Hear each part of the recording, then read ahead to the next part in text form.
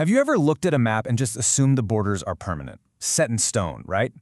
Well, what if I told you that the map of India is actually designed to be changed? Yeah, tucked away in its constitution is this incredible power that lets Parliament literally redraw the political map of the entire country. Let's dig into how that's even possible. So, think about it for a second. Are a country's internal borders, the lines that separate its states, sacred and unchangeable?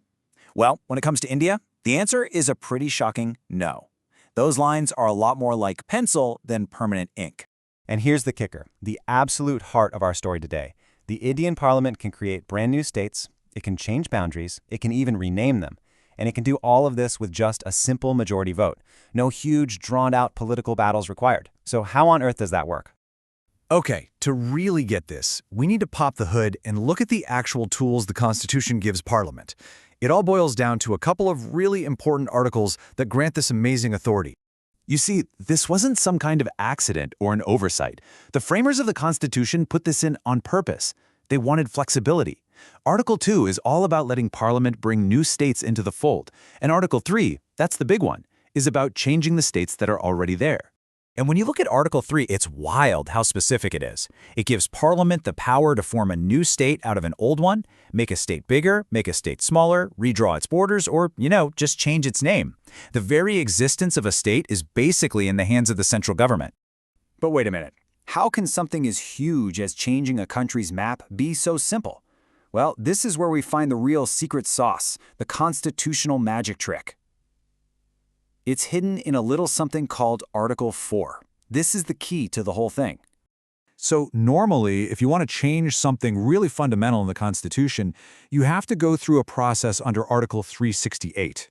This is the formal, official way to amend the Constitution. And trust me, it is designed to be very, very difficult. Here's a good way to think about it. Amending the Constitution is like trying to change the foundation of your house. It's a huge deal. You don't do it on a whim.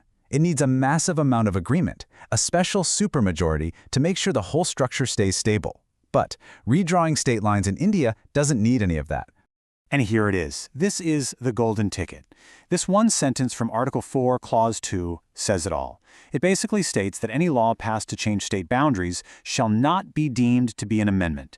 It's like it creates a special bypass, an express lane that avoids the whole messy amendment process. So what this all comes down to is the kind of vote you need. To redraw the map, all you need is a simple majority. That's just over half of the members who are there and voting that day. It's like rearranging the furniture in a room. But a full constitutional amendment, that needs a special majority, a much, much higher bar to clear. That's like knocking down a structural wall. And that distinction is absolutely everything. This whole thing just begs the question, right? Why? Why would you design it to be so easy? Was this a brilliant move for flexibility, or was it a potential flaw waiting to cause problems? Let's jump back in time a bit. Not everyone was on board with this idea. During the debates when the Constitution was being written, a member named Shibban Lal Saxena stood up and raised a red flag. He basically argued that changing a state's borders is a huge deal and shouldn't be left to a simple majority. He was worried it could make things unstable. But despite those valid concerns, the final vote came down on the side of flexibility. The framers saw India as this young, growing, evolving nation. They figured the country would have to adapt to new administrative needs, to different regional demands, and a rigid, unchangeable map would just hold it back. The Constitution was meant to be a living tool, not a historical straitjacket. And let me tell you, this power wasn't just some theory left in a book. Oh no, it has been used time and time again, constantly shaping and reshaping the country over the last 70+ years. Let's look at how it actually played out.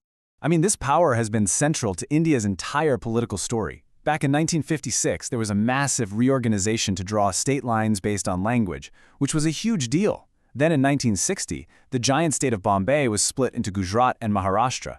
Fast forward to the year 2000, and you see 3 new states getting carved out for better administration. And more recently, in 2014, Telangana was formed out of Andhra Pradesh after decades of campaigning. Every single one of these changes tells a story of a nation in motion. Okay, so Parliament's power seems almost endless when it comes to the internal map. But is it? Is there a line it absolutely cannot cross with this simple process? Yes, there is. So here's the next logical, if slightly crazy, question. If Parliament can shrink a state with a simple vote, can it shrink the entire country? Can it just decide to give a piece of Indian land to another nation? And the answer to that is a hard no. The Supreme Court made this crystal clear back in 1960 in a famous case about a place called the Bar Union. The court's ruling was simple. Article 3, the one that lets you diminish the area of any state, is only for internal housekeeping. Giving away national territory to another country, that's a whole different ballgame. So here is the final, bottom-line distinction you need to remember. Shuffling things around inside the house, changing state borders, that's easy. That just needs a simple law. But giving away a room of the house to your neighbor, ceding national territory, that's hard. That requires the full, difficult constitutional amendment process under Article 368. And so we end up right back where we started. This amazing power to redraw the map is a core and pretty unique feature of India's democracy. Is it a brilliant tool for flexibility that lets a diverse nation adapt and evolve? Or does it carry that risk of political instability that some of its creators feared? The debate? Well, it's still going, and the future of India's map remains, by its very design, unwritten.